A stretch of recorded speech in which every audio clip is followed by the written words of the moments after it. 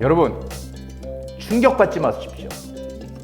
하반기 부동산 시장 이렇게 됩니다. 자, 하반기 부동산 시장에 대해서 한번 점검을 해보는 시간 준비해봤습니다. 자, 그 전에 세미나 안내를 한번 드리면요, 6월 7일 날 수요일입니다. 오후 1시부터 지금 이승훈 소장, 유튜브에 많이 지금 나오고 있는 활동을 하고 있는 유튜브 소장과 저, 그리고 임종옥 부동산 박사, 모아타운에 대한 완전 전문가입니다. 이렇게 세미나를 할까 합니다. 그래서 아마 여러분들이 궁금한 그런 사항들 많이 해답을 얻을 수 있으리라고 생각이 됩니다. 소중한 그런 분들 소수로 모셔서 진행을 해볼까 하니까요, 부담 없이 오셔서 정말 많은 그런 경험과 지식 얻어가시기 바랍니다.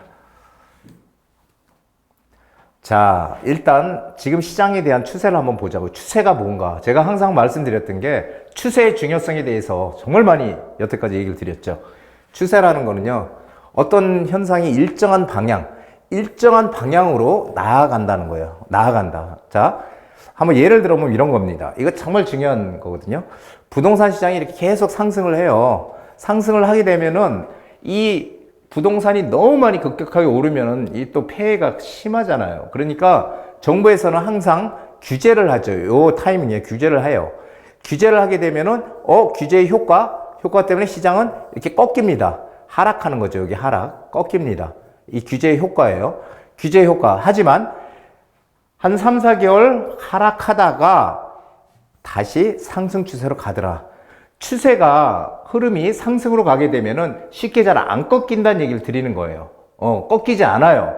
꺾이는 어떤 시점이 와야 꺾이지, 추세라는 건 계속 유지가 된다. 거기에 어떤 강한 압력이 들어오게 되면은, 규제가 들어오게 되면은 일시적으로 3, 4개월에서 5개월가량 하강할 수는 있지만 원래의 추세대로 다시 상승을 하더라. 이거 상당히 중요한 얘기거든요. 그래서 이런 얘기를 꼭 잊지 마셔야 됩니다. 반대로요, 부동산이 하락해요. 하락하면 어떻게 돼요? 부양책을 또 쓰죠. 부동산 가격 떨어지게 놔둬라, 이런 얘기 많이 하지만 이게 경제에 미치는 영향이 엄청나게 크잖아요. 우리 건설 업종에서만 해도 거기에 딸려 있는 여러 가지 직업군들이 많잖아요. 뭐 도매업부터 이사, 도배, 뭐 정말 많죠.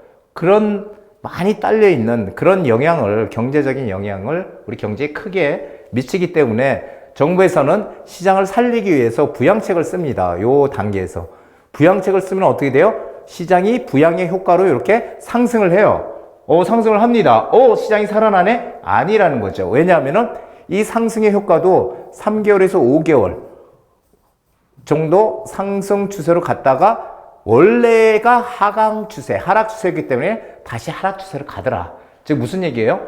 시장이 어떤 추세를 한번 타게 되면은 쉽게 꺾이지 않고 쉽게 뭐 상승으로 가거나 하락으로 가는 게 아니라 원래 추세대로 간다는 얘기예요. 이거 상당히 중요한 그런 얘기를 지금 드리고 있는 겁니다.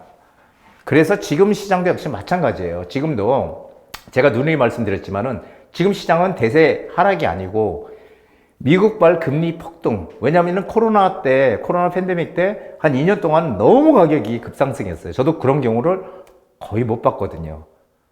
급상승하다 그런 상황에서 저금리였잖아요. 그게 미국이 기준금리를 너무 과격하게 올리면서 우리나라도 같이 따라서 올리는 바람에 전 세계적으로 금리 급등으로 인한 집값 하락, 많이 올랐던 데 대한 반등이죠. 그래서 이 조정이 필요한 거죠. 그래서 조정을 받는 시기지 이게 대세 하락으로 계속 내려가는 시기 아니다 얘기했죠.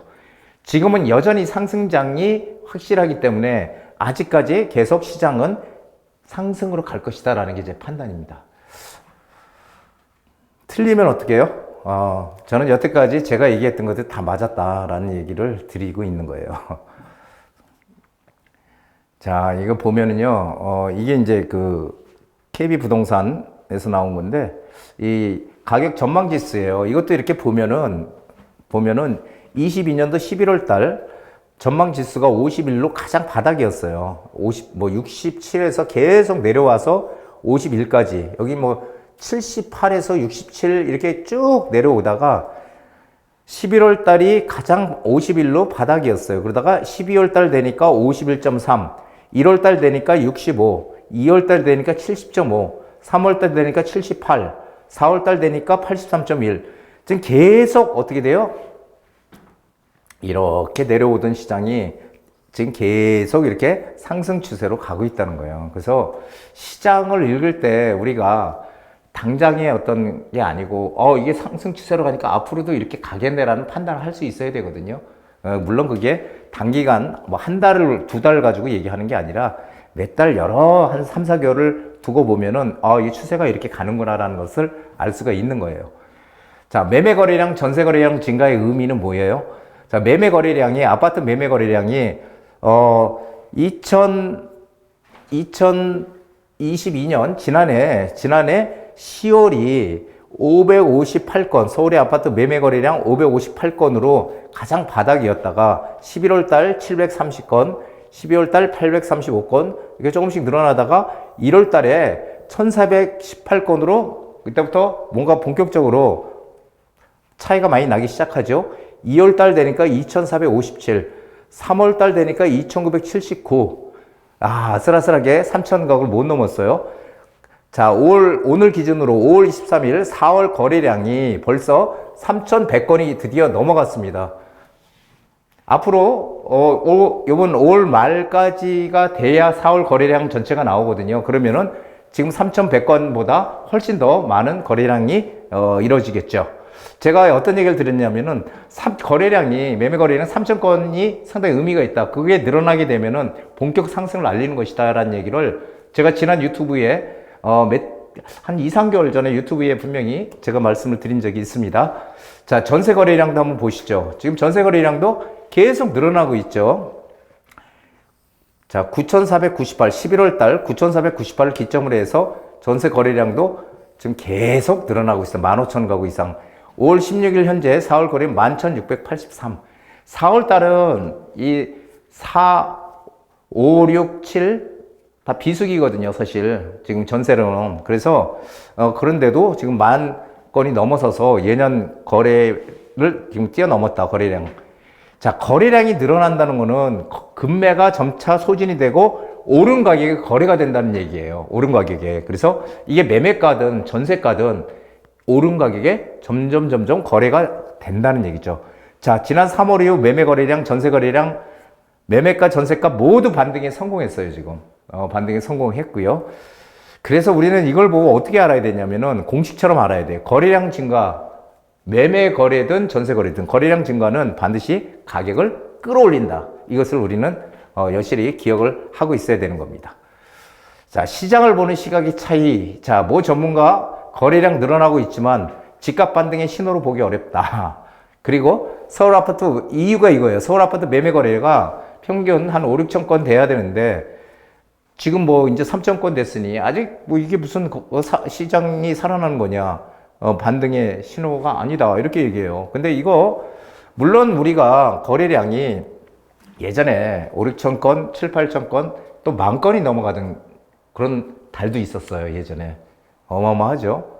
하지만 이것은요, 투자의 시각은 절대 아니에요. 투자의 시각은 절대 아닌 거예요. 왜냐하면은 우리가 투자자의 관점에서 본다면 이미 거래량이 이 사람 말대로, 이분 말대로 5, 6천 건, 7, 8천 건 늘어나게 되면요. 그때는 매매가가 어떻게 돼 있을까요? 지금하고 똑같을까요? 매매가가? 아니죠. 매매가가 올라 있을 거예요. 훨씬 더.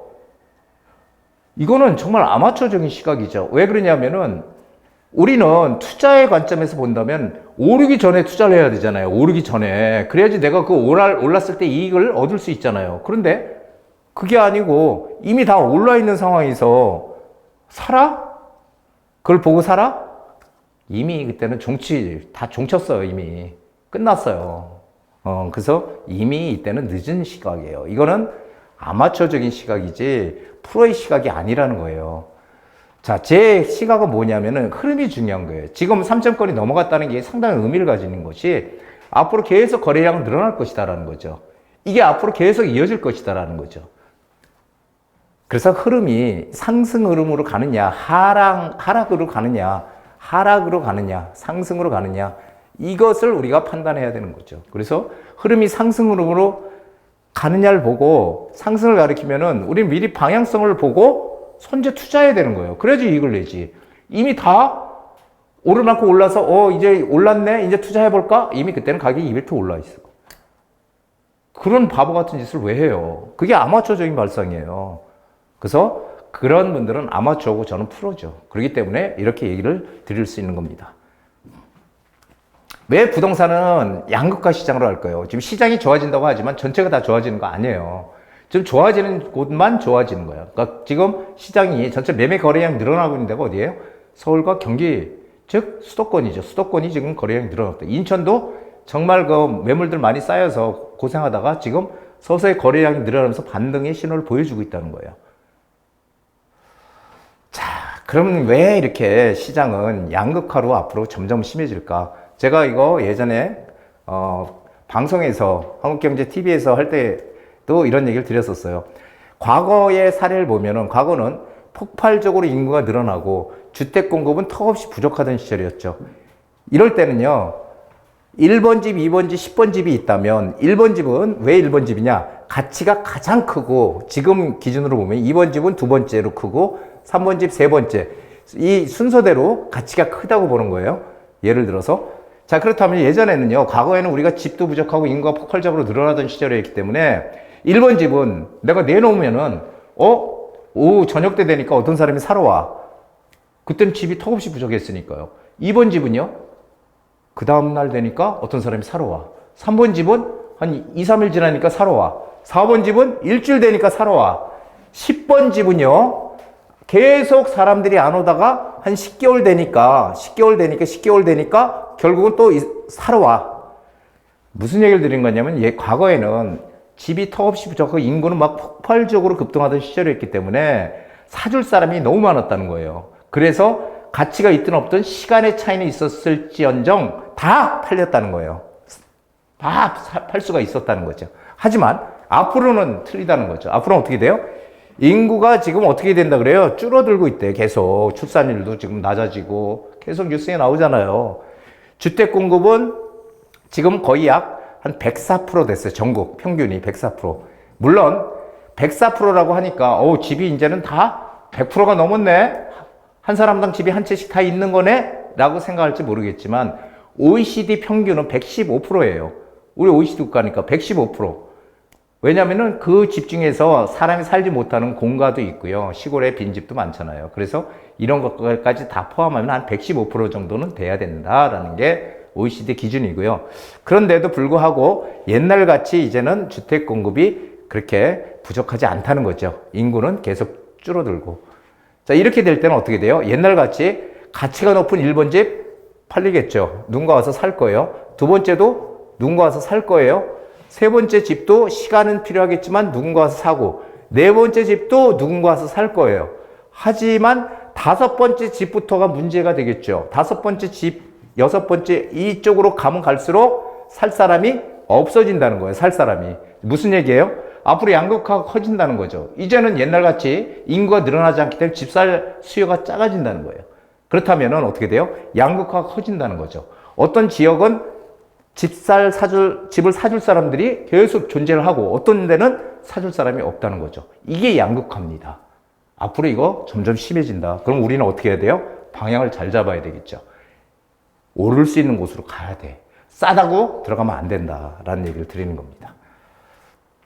미래의 부동산 시장에 우리는 투자해야 된다. 정말이에요. 자, 부동산 시장 상승에도 지역적으로 차이가 크게 벌어질 거다. 지금 전체 시장이 상승하는 거 아닙니다. 오르는 곳들만 지금 오른다. 입지가 좋은 곳들만 오른다. 쉽게 얘기하면. 오르는 곳은 어디예요? 입지가 좋은 곳, 입지 가치가 높은 곳. 이걸 누구나 살고 싶은 곳. 내가 살고 싶은 곳이 아니고 남들이 살고 싶은 곳에 우리가 투자를 해야 된다는 거예요. 그래야지 이익을 크게 낼 수 있다. 같은 지역에서도 양극화가 커진다. 이게 무슨 얘기예요? 서울이나 대구나 부산이나 울산이나 이런 한 지역에서도 오르는 곳이 있고 오르지 않는 동네가 있을 거다. 이게 양극화가 한 지역에서도 커진다는 얘기를 드리는 겁니다. 그래서 우리는 앞으로 어떻게 해야 돼요? 이 말을 정말 되새겨야 된다. 싼 게 비지떡이라는 말. 부동산도 똑같습니다. 가격이 싸다고 무조건 투자하면 안 된다는 거예요. 똑같이 모아타운을 진행을 하든 아니면은 재개발을 하든 역세권 개발을 하든 어디에 있어야 된다? 사람들이 선호도가 높은 입지가 좋은 곳에 우리는 들어가 있어야 된다. 조금 더 비싸더라도. 자, 수요와 공급은 가격을 결정합니다. 너무도 당연한 얘기죠. 수요에 비해 공급이 적은 곳은 어떻게 된다고요? 무조건 오릅니다. 집값이 2017년, 18년에도 그랬잖아요. 전문가들이 전국 평균 공급량이 엄청나게 많아. 전국 공급량이. 그러니까 집값 떨어질 거다. 천만의 말씀. 제가 그때 어떤 얘기 드렸어요? 공급이 전체로 보면 많지만 지역적으로 보면 공급이 없는 곳도 있고 더 많은 곳도 있다. 우린 지역 공급이 없는 곳에 투자해야 된다. 이런 얘기 드렸잖아요. 그러니까 지역적으로 봐야 된다라는 얘기를 드린 겁니다. 자, 오늘 여기까지 했고요. 제가 처음에 얘기 드렸던 대로 세미나 6월 7일 날 수요일 날 진행합니다. 다양한 전문가들을 모시고 그리고 투자를 어떻게 해야지 그리고 투자를 지금 시점에 가장 해야 될 유망 지역들 분석해보는 그런 시간 준비해봤습니다. 많이 관심 가주시고 오시면은 아마 어떤 인생의 하나의 터닝 포인트가 되실 거로 확신합니다. 자, 오늘 여기까지입니다.